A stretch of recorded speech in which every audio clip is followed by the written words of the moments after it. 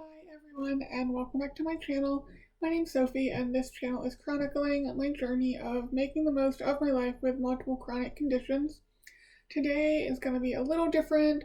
It's been a crazy week and I just wanted to talk about just another aspect of things that I deal with other than the chronic illnesses. I have lost a lot of loved ones to death in my life. And this past week was the anniversary of my father figure, I called him Dad, dying, as well as my great aunt who raised me. It's complicated, but my dad is a friend of the family who was like a father figure to me, so I called him Dad. That's who I lived with here in the East Coast. And then my great aunt finished raising me. Originally, it was my grandma, grandpa, and great aunt. But my grandma and grandpa died, so then it was just my great aunt. Anyway, maybe I'll go through another video some other time about all of that drama. But yes, so my dad died in 2016, February 19th, and I was the one who found him. So I tried to revive him because we had discussed various scenarios of the end of life and what his wishes were. So this is my PSA that if you and your loved ones haven't discussed end of life and what they want, I highly suggest everyone talk to someone about this, just because you never know when it's going to happen, even if you are young and healthy. But we had discussed the scenario that I find him and I don't know how long he's been down for. And that's kind of what happened. I was woken up by what I thought was him snoring, because he did probably have a sleep apnea, though it wasn't treated. So I just sort of shook him and wake up, and he didn't. So that's when I was turning the lights on and calling 911 and doing CPR and everything that goes along with that. So, like I said, he died February 19th at 2 in the morning or something. And then a few days after that, I drove to Ohio, which is where I was from, to visit my great aunt, just so I wouldn't be alone in the house, this house. So I was with her, and I distinctly remember telling her that she was not allowed to die for at least a year, because it was going to take me some time to get everything sorted out and adjust to the new life. And she kind of laughed, and she was like, well, I plan on living a lot longer than a year. And I said, I know, I plan on you living a lot longer than a year, but I'm letting you know you are not allowed to die for at least a year. And, we kind of laughed and joked about it and whatnot. And then October of 2016, she was diagnosed with stage 4 lung cancer. She was chronic smoker, multiple packs per day. This was her second episode of lung cancer, but this time it had already spread to various places. So that's a death sentence. She opted to not get treatment, which I would not have gotten treatment either. At that point, to me, that's delaying the inevitable. So then starting October 2016, every 3 or so weeks, I made the 7-hour or so drive to Ohio to go to her appointments with her. And then she was living at the time with a brother-in-law, and at the time the brother-in-law called one day, it was 4 p.m., 5 p.m., and said she's really deteriorating, I had a hard time getting her off the toilet. And I was like, do you need me to come up? And he said yes. And so I'm like, I'm on my way. So this was after I'd worked that day. I got off work at 3:30. I'd gone to the gym. I came home. I showered. I obviously wasn't going to sleep that night. So I just said, screw it. I will start the drive and drive all night, get there in the morning. There was an accident on the interstate that cost me 2 hours. So by the time I got there, I had been awake for 24, 25 hours. Slept for a couple hours and then basically took care of my great aunt around the clock for I think it was about a week. She died on February 23rd, 2017. So it was 1 year and 4 days after my dad died. So I will give her credit. It was longer than a year. But yeah, so that span of time was very, very difficult. Lots of changes.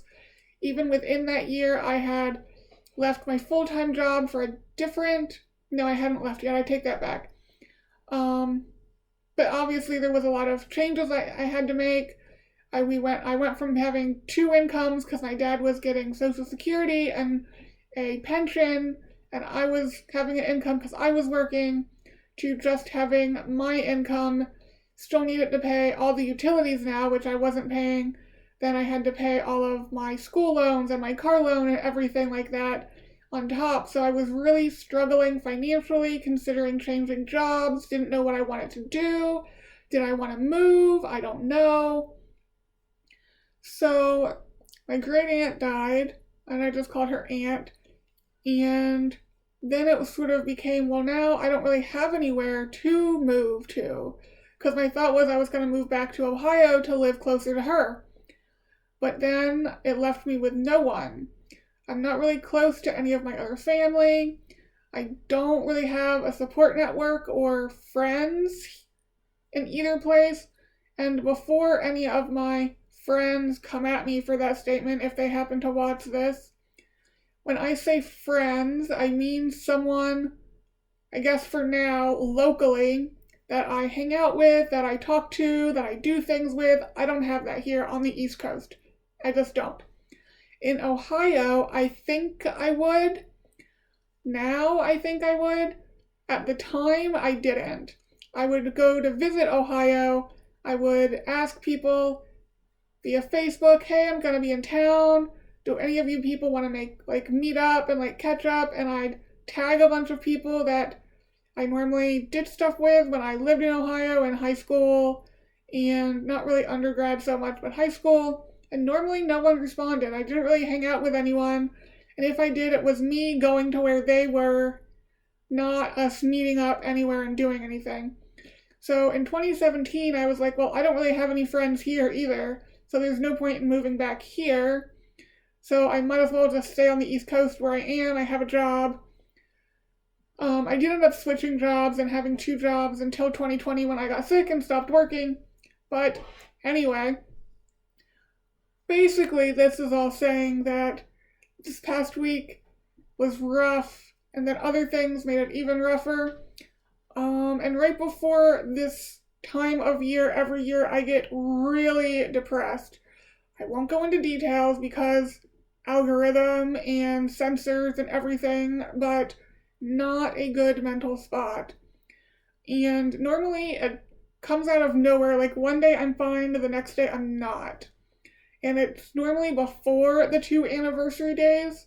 So it's not like I look on the calendar and I'm like, oh, it's the day Dad died, or oh, it's the day Aunt died. It's like the beginning of February and I'm completely not okay in my head. And it's always thrown me for a loop in previous years, but this year I made a point to basically put reminders in my calendar that it was going to happen so I could be prepared for it. And it went much better. I made it normally, instead of it lasting for a month or so, it only lasted for that one day, maybe a couple days. But that was it, and since then I've been fine, which is amazing. But it's really hard to tie into the chronic illness. Like, those two were my support system. They were my ride or die, always there for me no matter what. And going through the past almost 3 years without a support system, when I needed rides to and from appointments and procedures, I had to beg people to transport me. Normally only one way. I would Uber there and luckily convince someone to pick me up.